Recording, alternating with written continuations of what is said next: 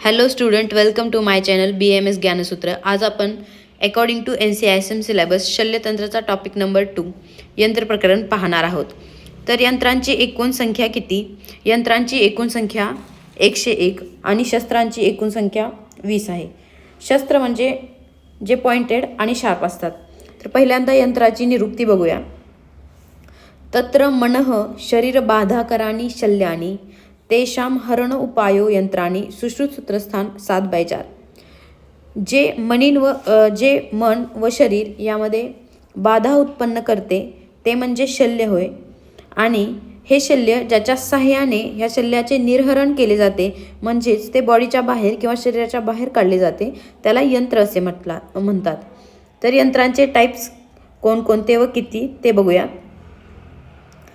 तानी षट प्रकाराणी तद्यथा स्वस्तिक यंत्राणी सदंश यंत्राणी तालयंत्राणी नाडीयंत्राणी शलाकायंत्राणी उपयंत्राणी च इति सुश्रुत सूत्रस्थान 7/3. सो एकूण शस्त्रांचे 6 प्रकार यंत्रांचे 6 प्रकार आहेत. ते असे की स्वस्तिक यंत्र, सदंश यंत्र, तालयंत्र, नाडीयंत्र आणि शलाकायंत्र. एकूण शस्त्रांची जी 101 संख्या होती त्यामध्ये स्वस्तिक यंत्र 24, सदंश यंत्र 2, तालयंत्र 2, नाडीयंत्र 20, शलाकायंत्र 28 आणि उपयंत्र 25 असे सर्व मिळून 101 यंत्र आहेत. आता स्वस्तिक यंत्राचे 2 टाइप्स पडतात. एक तर पशुमुख आणि पक्षीमुख. यानंतर सदंश यंत्राचे 2 टाइप्स पडतात, सनिग्रह अनिग्रह. यानंतर तालयंत्राचे 2 टाइप्स पडतात, एकताल द्विताल. नाडीयंत्राचे 2 टाइप्स पडतात, एकमुखी आणि द्विमुखी. ओके, तो स्वस्तिक यंत्र जे पशुमुखी आहेत त्यांची संख्या 9 आहे आणि पक्षीमुखी आहे त्यांची संख्या 15 आहे. स्वस्तिक यंत्राची लेंथ यावर MCQ येऊ शकतो. स्वस्तिक यंत्राची लेंथ ही 18 अंगुल आहे. सदंश यंत्राची लेंथ ही 16 अंगुल आहे. तर तालयंत्राची लेंथ ही 12 अंगुल आहे. सो क्रमाने लक्षात ठेवा, 18, 16 आणि 12. सो स्वस्तिक यंत्राचा उपयोग हा अस्थिगत शल्य उद्धरणार्थ म्हणजे एखादं शल्य किंवा एखादा जे गोष्ट आहे ती अस्थिपर्यंत गेली असेल आणि आपल्याला अस्थितून त्याची सर्जरी काढून बाहेर त्याला काढायचं असेल तर आपण स्वस्तिक यंत्र वापरतो. सदंश यंत्र म्हणजे जे यंत्र त्वक मांस शिरागत, त्वक मांस किंवा शिरा इत्यादी ठिकाणी जे शल्य गेलेले आहे ते शल्याच्या उद्धरणासाठी किंवा निर्हरणासाठी किंवा त्वक मांस शिरागत शल्य बाहेर काढण्यासाठी आपण सदंश यंत्राचा उपयोग करतो. नंतर तालयंत्र. तालयंत्राचा उपयोग आपण कर्ण, नासा, नाडीगत शल्य उद्धरणासाठी म्हणजे कान, नाक आणि नाडीगत व्रण जे आहेत त्यामध्ये शल्य असेल तर ते उद्धरणासाठी बाहेर काढतो. तर नाडीयंत्र म्हणजे जे आपण कॅथेटर्स यूज करतो, लाईक बस्तीसाठी जे कॅथेटर यूज करतो किंवा वेगवेगळ्या प्रोसिजरसाठी जे कॅथेटर यूज करतो दॅट इज नाडीयंत्र. ओके, यानंतर यंत्राची परिभाषा काय तर नानाविध शल्यानां नानादेश प्रभाधीनम आहर्तुम उपायो यह यंत्र यत उच्यते. अष्टांग हृदय सूत्रस्थानामध्ये ही व्याख्या आलेली आहे. तर नानाविध शल्यानां म्हणजे जे अनेक प्रकारचे किंवा विविध प्रकारचे शल्य शरीरामध्ये गेले आहेत किंवा स्थित झाले आहेत. सो ते काढण्यासाठी किंवा त्या शल्याच्या निर्हरणासाठी ज्याचा उपयोग केला जातो ते म्हणजे यंत्र. अशी यंत्राची व्याख्या आहे. यानंतर आपण यंत्र प्रकार पहिल्यांदाच बघितले. यंत्रसंख्या ही बघितले. त्याचा श्लोक असा आहे की तत्र चतुर्विंशती म्हणजे 24 जे आहेत ते स्वस्तिक यंत्र बघितले. स्वस्तिक आणि द्वे सदंशे. तालयंत्र 2 आहेत, द्वे तालयंत्र 2 आहेत, 20 नाड्या, 20 नाडी यंत्र आहेत आणि 28 शलाका, 28 शलाका यंत्र आहेत आणि 25 उपयंत्राणी. उपयंत्र हे 25 आहेत. आपण जर संख्या जरी लक्षात ठेवली तरी हा श्लोक आपण मनाने तयार करून लिहू शकतो. फक्त रेफरन्स सुश्रुत सूत्रस्थान 7वा अध्याय लक्षात ठेवण्याची गरज आहे. यानंतर शलाका यंत्र पाहूयात. यामध्ये एक MCQचा अगेन पॉईंट की प्रधान यंत्र जे आहे, प्रधान यंत्र ते कंकमुखी आहे आणि प्रधानतम यंत्र हस्तयंत्र आहे. This is the again topic of MCQज. सो शलाका यंत्रांची संख्या आपण एकूण 28 बघितले. शलाका यंत्रामध्ये पहिलं आहे गंडूपदमुखी, त्याचं कर्म एशन किंवा प्रोबिंग असतं. दुसरं आहे शर्पफणमुखी, त्याचं कर्म व्यूवन किंवा रिट्रॅक्शन असतं. शरपुंखमुखी ह्याचं कर्म चालन किंवा इन्सिजन असतं. बडिशमुखी कर्म आहरण असतं. मसूर दलमात्रामुखी स्त्रोतोगत शल्य उद्धरणासाठी किंवा आहरणासाठी याचा उपयोग केला जातो. कार्पास कृतोष्णी प्रमार्जनासाठी उपयोग केला जातो. दरव्याकृतीमध्ये क्षार आचूषण करण्यासाठी ह्याचा उपयोग केला जातो. परत जांभव वदनमध्ये अग्निकर्म साठी जांभव वदनचा यूज केला जातो. तसेच अंकुश वदनचा पण अग्निकर्मसाठी यूज केला जातो. जे दोन वदन आहेत ते लक्षात ठेवायचं ट्रिकने की दोन्हींचा अग्निकर्म हा यूज आहे. यानंतर कोल अस्थि दलमात्रामुखी कोल अस्थि दलमात्रामुखीचा उपयोग नासागद अर्बुद हरण यासाठी केला जातो. आता 11वा जो आहे त्याचं नावच आहे अंजनार्थ, म्हणजे त्याचा उपयोग अंजन लावण्यासाठी केला जातो. आणि मूत्रमार्ग विशोधन याचा उपयोग जो आहे तो नावातच आहे. अगेन मूत्रमार्ग विशोधनार्थ याचा उपयोग केला जातो. यानंतर उपयंत्र अकॉर्डिंग टू सुश्रुत किंवा सुश्रुताचार्य 25 उपयंत्रांची संख्या सांगितलेली आहे आणि अकॉर्डिंग टू तो वाग्भटाचार्य वाग्भटांनी ते 19 सांगितले आहेत. सो उपयंत्राणी अपि रज्जू वेणिका पट्ट चर्म अंतर्वल्कल लता वस्त्र अष्टिलाश्म पाणीपादतल मुद्गर अंगुली जिव्हा नख मुख बाल अश्वकंटक स्टीवन प्रवाहन शाखा हर्ष अयस्कांत क्षार अग्निभेषज इति सुश्रुत सूत्रस्थान 7/16.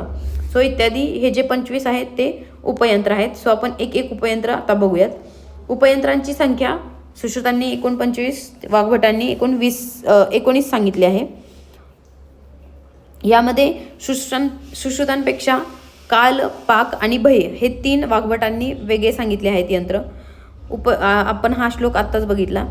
उपयंत्र आणि रज्जू. पहिला आहे रज्जू. रज्जू म्हणजे दोरी.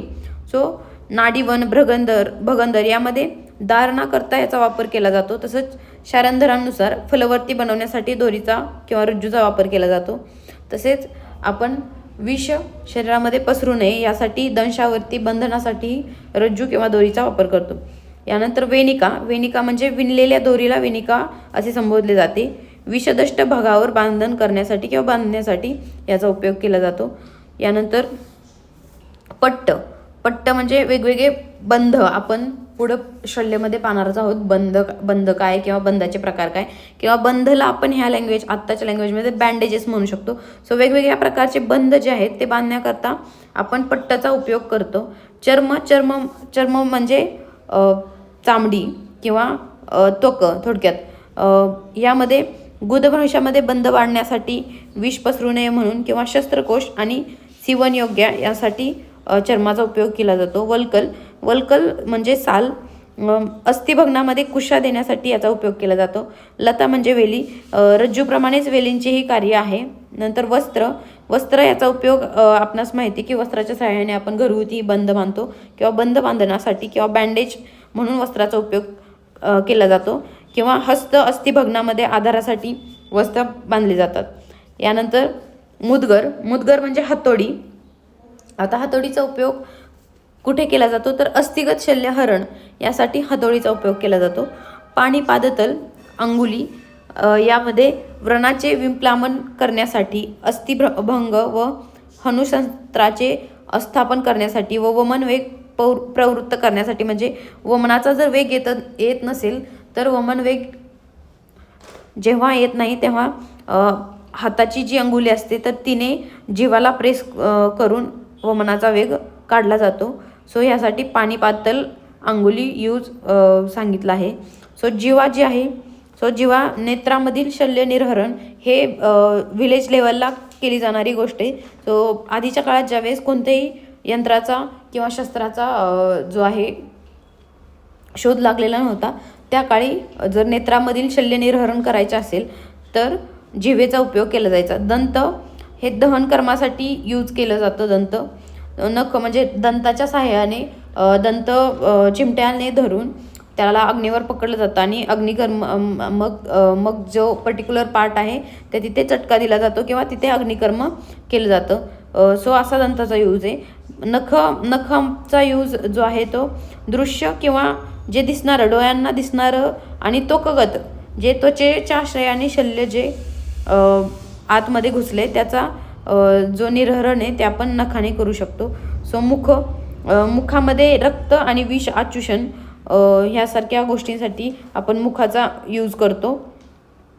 आरा याच्या सहाय्याने छिद्र करून त्यामध्ये नाडी प्रविष्ट करून आपण आचूषण करू शकतो. म्हणजे आरा हे शास्त्र घ्यायचं आणि त्याच्या सहाय्याने आपण काय करायचं की छिद्र एखाद्या व्रणाच्या ठिकाणी किंवा एखाद्या दंशाच्या ठिकाणी छिद्र करायचं आणि त्यामध्ये नाडी प्रविष्ट करून तिथून आचूषण करायचं. या प्रकारे आपण मुखाद्वारे आचूषण करू शकतो. यानंतर बाल. आता बालचा उपयोग, बाल म्हणजे केस. ओके, बालचा उपयोग काय, आपण सीवन म्हणजे आधीच्या काळात केसांचा उपयोग हा सीवन कर्म म्हणजे सुचरिंगसाठी केला जायचा किंवा कंठसक्त शल्य निर्हरणासाठी. आता हे काय कंठसक्त शल्य निर्हरण हे कशा प्रकारे केलं जातं, तर कंठसक्त शल्य निर्हरण म्हणजे आधीच्या काळात जर एखाद्या मनुष्याच्या कंठामध्ये जर माशांचे काटे अडकले असतील तर केसाचा पुंजका केला जायचा आणि त्याला दोरी गुंडाळली जायची आणि ती दोरी जी आहे ती आत कंठामध्ये टाकली जायची आणि नंतर त्या दोरीला मुखामध्ये आधी मुखाच्या बाहेर थोडंसं तिचा जो एक पार्ट आहे किंवा एक टोक आहे ते ठेवलं जायचं आणि नंतर कंठामध्ये हे केस किंवा गिळण्यास ही केस जे आहेत ते सांगितले जायचे आणि नंतर त्या दोरीला ओढून घेतलं जायचं ज्यावेळेस त्याला काटा अटकला आहे मांसाचा वगैरे असं वाटलं जायचं. सो कंठसक्त शल्य निर्हरणासाठी असा उपयोग केला जायचा. अर्शमध्ये धुरी देण्यासाठी किंवा अपरापतनासाठीही बाल किंवा केस यांचा उपयोग होतो. अश्वकटक म्हणजे घोड्याचा लगाम. तर शाखा किंवा अस्थिगत जे शल्य होतं ते निर्हरणासाठी आधी अश्वकटक याचा उपयोग केला जायचा. स्थीवन म्हणजे थुंकणे किंवा तोंडातील कफ बाहेर काढणे, हाही एक शल्य बाहेर काढण्याचा प्रकार आहे. सो प्रवाहन म्हणजे वात, मूत्र, मल, गर्भ यांचा संघ असताना आपल्याला प्रवाहन करण्याची गरज असते. हर्षामुळे मानसिक स्वरूपाचे, आपल्याला सगळ्यांना माहिती आहे आजकाल किती प्रमाणात डिप्रेशन डिसऑर्डर्स वाढलेत आणि त्यामुळे हर्ष आयुष्यात असणं इम्पॉर्टंट गोष्ट आहे. त्यामुळे काय होतं की मानसिक विकार जे आहेत ते नाहीसे होतात. यानंतर अयस्कांत म्हणजे काय, तर अयस म्हणजे लोह. ओके, सो लोखंड किंवा आयन म्हणतो जो आपण. सो अयस्कांत म्हणजे असं शल्य जे आहे जर फार खोल नसेल आणि घट्ट बसलेलं नसेल तर आपण ते लोखंडाच्या सहाय्याने त्याचं निर्हरण केलं जातं. म्हणजे एक जो मॅग्नेट ठेवून त्याला मॅग्नेटच्याद्वारे दुसऱ्या मॅग्नेटने एका मॅग्नेटला ओढून घेतं, त्या टाईपचं मेकॅनिझम इकडे वापरून अयस्कांतच्या सहाय्याने शल्याचं निर्हरण केलं जातं. तसेच क्षार, अग्निकर्म इत्यादीच्या सहाय्याने पण क्षारकर्म, अग्निकर्म आणि भेषज म्हणजे औषध इत्यादीच्या सहाय्याने पण शल्याचं निर्हरण केलं जातं. आता इम्पॉर्टंट म्हणजे यंत्रगुण आणि यंत्रदोष. तर यंत्राचे गुण ह्याचा श्लोक केलाच पाहिजे. समहितानी यंत्राणी खरस लक्ष्णमुखानी च सुदृढानी सुरूपानी सुग्रहानी च कारयेत. ओके, सो हे जे दिलेले आहेत ते यंत्राचे गुण आहेत. समहितानी म्हणजे त्या यंत्राची लांबी, रुंदी ग्रंथोक्त किंवा समान असली पाहिजे. खरस लक्ष्णमुखानी म्हणजे ज्याप्रमाणे एखाद्या यंत्राचं स्वस्तिक यंत्राचं वर्णन केले किंवा शलाका यंत्राचं वर्णन केले ग्रंथामध्ये, त्याप्रमाणे जसं वर्णन केलेलं आहे तसंच त्याचं मुख त्याप्रमाणे असलं पाहिजे. मग खरखरीत असलं पाहिजे. एखाद्या यंत्राचं जे मुख आहे ते खरखरीत असू शकतं किंवा गुळगुळीत असू शकतं. जसं शास्त्रामध्ये वर्णन केले तसं यथोक्त मुख त्या शास्त्राचं असणं, यंत्राचं असणं इम्पॉर्टंट आहे. सुदृढानी म्हणजे सुदृढ म्हणजे बळकट असणं इम्पॉर्टंट आहे. सुरूपानी म्हणजे त्याचा आकार चांगला असणं इम्पॉर्टंट आहे. सुग्रहाणी म्हणजे त्याची पकड चांगली असणे इम्पॉर्टंट आहे. याशिवाय आपण यंत्र चालवू शकत नाही आणि शल्य किंवा सर्जरीमध्ये यंत्राला खूप इम्पॉर्टंट आहे. यंत्र व्यवस्थित असेल तरच सर्जरी व्यवस्थित होणार आहे. यानंतर यंत्रदोष. आता यंत्रदोष म्हणजे यंत्रामध्ये जसे गुण आहेत तसे दोषही आहेत.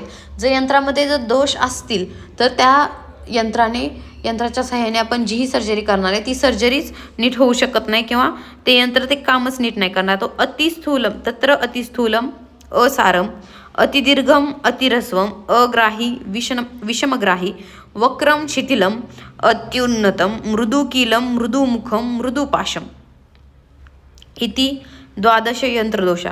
आता यंत्राचे एकूण 12 दोष आहेत. हा पण MCQला येण्याचा पॉईंट आहे की यंत्रदोष किती आणि शस्त्रदोष किती. यामध्ये नेहमी नंतर कन्फ्युजन होतं की यंत्राचे किती दोष होते आणि शस्त्राचे किती दोष होते. सो अतिस्थूल हा पहिला यंत्राचा दोष आहे. अतिस्थूल म्हणजे काय की प्रमाणापेक्षा जास्त जाड असणं. असार, आता असार याचा अर्थ इम्पॉर्टंट आहे की जे यंत्र अशुद्ध धातूपासून बनवलेले आहे त्याला असार म्हटले जाते.